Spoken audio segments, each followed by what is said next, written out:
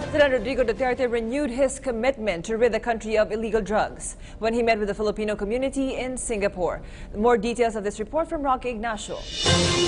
President Rodrigo Duterte met a jam-packed crowd of Filipinos in Singapore, the biggest gathering ever of Filipino community here. The president and his delegation were warmly welcomed by at least 7,000 Filipinos in Singapore.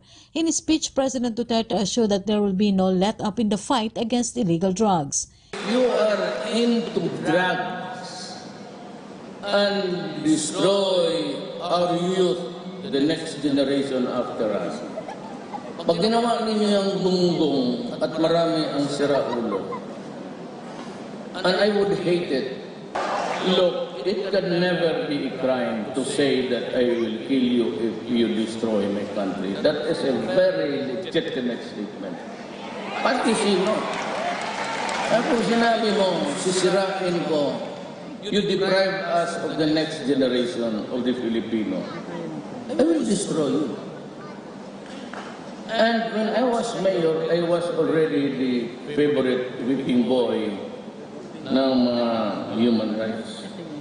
The extrajudicial killing. We are not into it.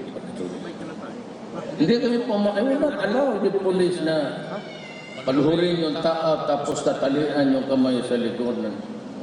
That's a lot of garbage. Hindi ka police, hindi ka sundalo. Why would you do that? And if you are the police, why would you wrap the body with masking tapes all around until sa ulo? When I took my oath of office, I mentioned 7 generals of the police involved in that. And I told them, you can have the option to resign or else I will go after you. So nagmatigas sila. So I was forced to divorce the name. And even before I became the president of taking, there were already a lot of killings. Marami, if you can review in time. The president also informed Filipinos that there will be no sacred cows in the campaign. He said more heads to roll among ranking officials allegedly involved in the operations of illegal drugs. President Duterte also explained that he will support law enforcers that had conducted the operations that resulted in the killing of Albuera Mayor Rolando Espinosa. Pati yung si Albuera, yung pinatay doon sa jail, kasali, pumunta pa naman sa akin at nagsabi na, Mayor, hindi talaga totoo yan. Huwag ka maniwala. Intriga lang yan sa... Ay, sabi ko, do not lie to me. And even the police, pati ang military, huwag ninyo akong bulan. Sabihin mo lang ang totoo kung tulong lang gusto mo, maghanap tayo. Pero huwag ninyo akong bulahin. Ayaw ko yan. Despite criticisms over his anti-drug campaign, President Duterte said that he will continue to work hard to make the Philippines a safe place for many Filipinos.